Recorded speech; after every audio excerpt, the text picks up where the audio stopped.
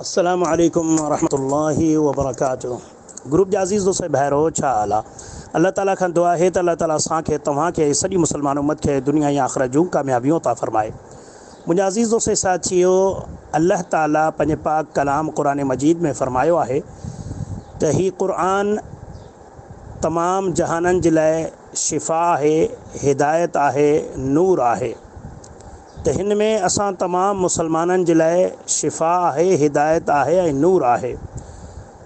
हिन वक़्तु मां ग्रुप में 2 PDF मोकिलिया आहिनि, जंहिंमें कुझु दुआऊं ऐं अज़कार आहिनि जेके अल्लाह जे रसूल सल्लल्लाहु अलैहि वसल्लम असांखे सेखारियूं आहिनि।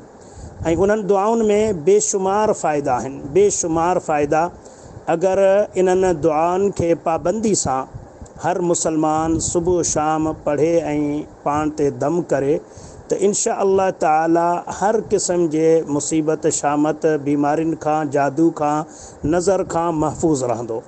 अक्सर दोस्त जॾहिं फासंदा आहिनि, जॾहिं तकलीफ़ में मुब्तला थी वेंदा आहिनि, पोइ कोशिश कंदा आहिनि त हाणे छा थिए हिन मसइले जो हल।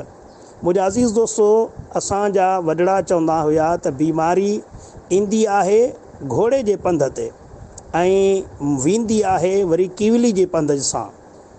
यानी ॾिसो त बीमारी ईंदी तेज़ी सां पर वेंदी तमामु सिलो सां।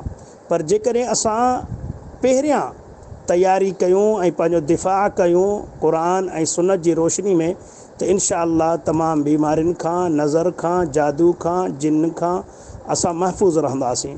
सो अल्हम्दुलिल्लाह ही तमामु 2 PDF आहिनि। तमामु दोस्तनि खे गुज़ारिश आहे त इन्हनि खे डाउनलोड कनि ऐं इन्हनि दुआउनि खे पाण बि पढ़नि ऐं पंहिंजनि घर वारनि खे बि सेखारीनि, नंढड़नि खे, जवाननि खे, पोढ़नि खे, मर्दनि खे, औरतुनि खे, तमामु घर वारनि खे इहे सेखारीनि ऐं वरी अॻिते ॿियनि दोस्तनि सां बि शेयर कनि।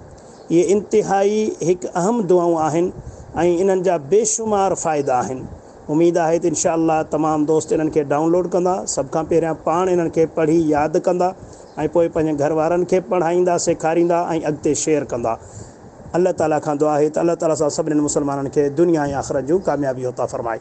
अस्सलामु अलैकुम रहमतुल्लाहि व बरकातुहू।